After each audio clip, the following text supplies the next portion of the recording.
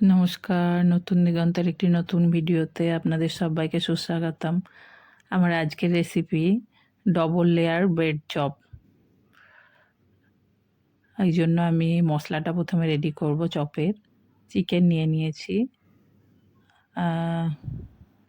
আমি চিকেনের সাথে ক্যাপসিকাম কুচি, পেঁয়াজ কুচি, রসুন কুচি, লঙ্কা কুচি। রসুন কুচি আর লঙ্কা কুচিটা আমি গরম তেলে দিয়ে দিলাম। আমি চপের পুরটা বানাবো, ডবল লেয়ার ব্রেড চপ। এখানে ব্রেডের দুটো লেয়ার থাকবে। খুব ইন্টারেস্টিং, খুব সুন্দর একটা রেসিপি। আমি রসুনটা লঙ্কাটা হালকা করে ভেজে নিচ্ছি। হালকা করে ভাজা হয়ে গেলে আমি পেঁয়াজ ক্যাপসিকামটা ছেড়ে দেবো। তেলটা প্রচণ্ড হাতে লাগছিল লঙ্কার বীজগুলো বলে আমি তেলের মধ্যে একটু নুন ছড়িয়ে দিয়েছি, এতে ছিটানোটা একটু কমে যায়। আমি পেঁয়াজ ক্যাপসিকামগুলো একসাথেই দিয়ে দিলাম, আর পেঁয়াজটা ক্যাপসিকামটা একটু নরম হওয়া পর্যন্ত আমি ওয়েট করব। খুব একটা লালচে ভাব এখানে আনবো না। এখানে আমি একটু সাদাটে পেঁয়াজটাই থাকবে, কিন্তু একটু বয়েলড হয়ে যাবে, একটু নরম হয়ে যাবে। হ্যাঁ, নরম হয়ে গেছে মনে হচ্ছে। হ্যাঁ, বেশ একটা ভাজা ভাজা হয়েছে, নরম ধরনের হয়ে গেছে। এবার আমি বড় চামচের 1 চামচ ক্যাপসিকাম দিয়েছি, আর চিকেনগুলো ছোট ছোট করে কেটে নিয়েছি।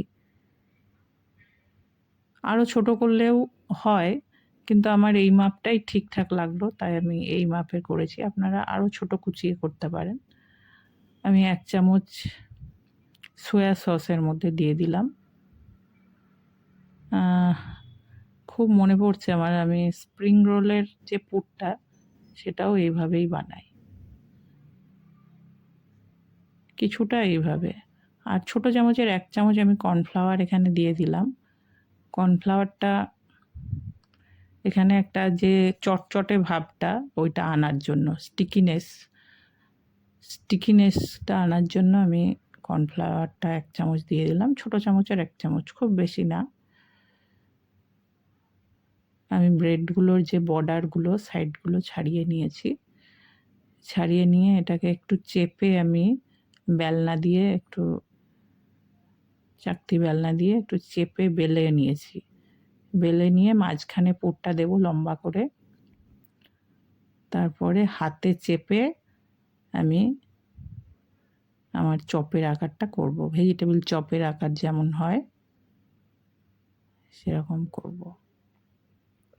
আমি লম্বা করে দিয়ে দিলাম, যেমন আমরা রোলে দিই সেইভাবে।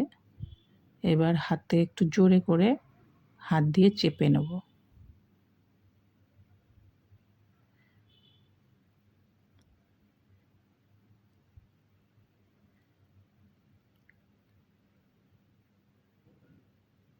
এটা আমার ছোট ব্রেডটা, ওই জন্য রোল করতে গেলে খুলে যাচ্ছে। ওই জন্য আমি একটা না করে একটার উপর আরেকটা চাপিয়ে আমি প্রেসার দিয়ে করছি।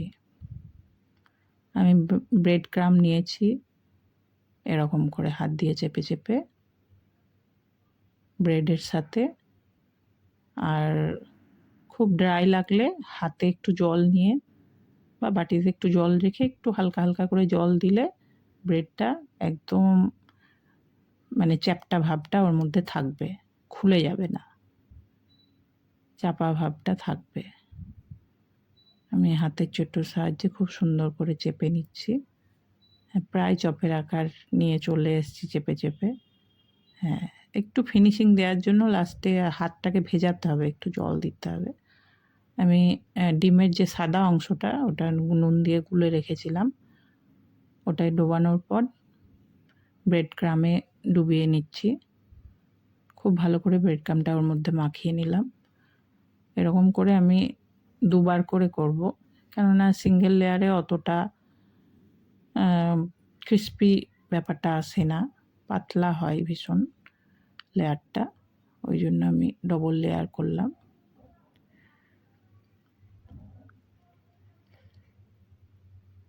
এরকম করে আমি সব কটাই বানিয়ে নেব। লম্বা লম্বা করে যেভাবে ভেজিটেবল চপ হয় সেইভাবেই বানিয়ে নেব। ব্রেড ক্রাম্বটাও আমি ঘরেই বানিয়ে নিয়েছি। ব্রেডটাকে খুব সেঁকে আর মিক্সিতে গুঁড়ো করে নিয়েছি।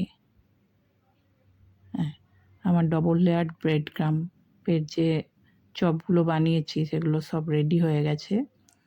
এগুলো আপনারা ডুবো তেলে ভাজতে পারেন, কিন্তু আমার বাড়িতে হেলথ ইস্যু আছে বলে আমি এগুলোকে এয়ার ফ্রায়ারে দিচ্ছি। ওপরে একটু আমি অয়েলকে পলিশ করেছি ব্রাশ দিয়ে একটুখানি।